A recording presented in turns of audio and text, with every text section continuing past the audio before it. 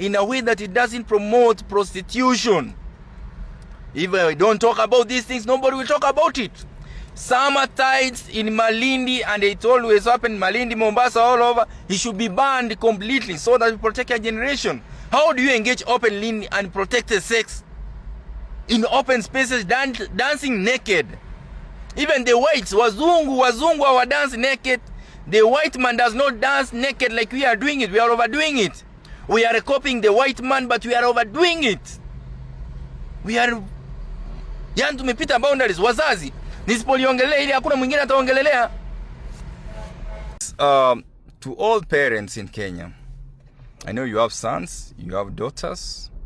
Some of them are in the university. But ni uchungu sana mzazi kwamba mtoto unaye struggle, wewe unajinyima, unatembea hata nguo chupi ya una mtoto asome. Umeuza shamba, umeuza kila kitu mtoto asome. Alafu video kwa mtandao unapata mtoto wako hako Malindi Summertide kwa gari na mwanaume mwingine wanafanya tendo la ndoa. Na video ziko kwenye mitandao. Video ziko kila mahali. Wazazi, ni uchungu, imeniuma sana. Imagine how we struggle to look for money to support these children to go and further their studies so that they can come and assist us as the parents. What follows? The same children we are trying to support are out there enjoying drinking and dancing naked. Wazazi, msitume fare kwenda Mombasa, Malindi, watoto ati wamekwama. Wacha wakuje na mguu. Wacha warudi na mguu vile walienda warudi. Wazazi, tena kuna wengine wanafanya kitu inaitwa, kuna wanaume wanajiita passport bros.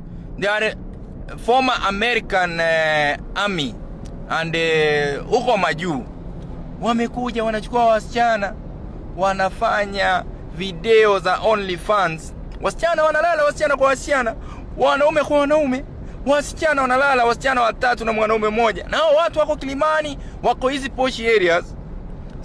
Maafisa wetu wa polisi, tusaidie kupata hao watu. Watchmen wote ambaye kama unajua huyu hao watu wenye wanatengeneza hizo video, hizo za ngono, hizo tendo la ndoa, hizo porn, mimi nakupatia 100,000 mkinionyesha ile nyumba wanatengenezea tuweza kuwafukuza. We protect our generation. We must protect this young generation, the Gen Zs. Imagine wanakunywa pombe kama maji. Wanatumia miadarati ni kama chakula. Cocaine wanalamba kama glucose. Yaani bangi wanavuta, lakini huko ushago wanasema ati moshi ya kuni na waumiza macho. Wazazi, we need to protect the generation. Malindi pale mahali hii kitu inafanyika, I want the ministry responsible for this kind of summertides, the one that regulates it and licenses it, it should be banned completely from Kenya. Right now we are battling HIV/AIDS. Kenya, Nairobi, they say it's leading in HIV/AIDS infections, gonorrhea, syphilis. And here they have gone all the way to Mombasa, Malindi. Hapo ndio wanafanya tendo la ndoa. Bila protection. Video mingi ziko pale Telegram, ziko Twitter.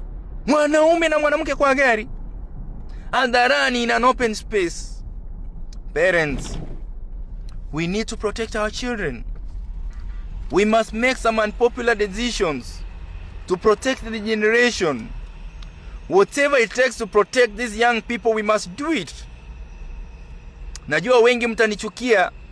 Wazazi, ukiitishwa pesa, ambia kijana wako, msichana wako akutumie pin location, live pin location, uone kama ako Nairobi. Wako wale wako college wote wamechukua pesa, wako Mombasa. Alafu atasema mom, tuma pesa ya shopping iliisha, niliibiwa. They will create stories, they will create things to obtain money from you. To our parents, to everyone out there, we need to start advising this young generation, these Gen Zs. A time has come, we need to start advising them and guiding them. If we don't do it, we are losing a generation. Gen Zs, they don't want to work hard. They don't want to work. They want soft money. They want an iPhone 17, a good phone, good life, That's why some of them are now engaging in immorality, in prostitution, in OnlyFans, acting pornography, movies, adult content. Some of them are actually selling their bodies to the highest bidder. Wengine wanasema wanaenda form. Ukisikia mjana wako ameitiwa form, wameitwa wasichana 3 na mwanaume mmoja. Nobody will talk about these things. When I talk about them, they say Mosire is all over. Yes, I'm all over because we have to protect our generation. What kind of a generation are we raising? If these Gen Zs are like this, and we don't protect them, Alpha and Beta will be worst.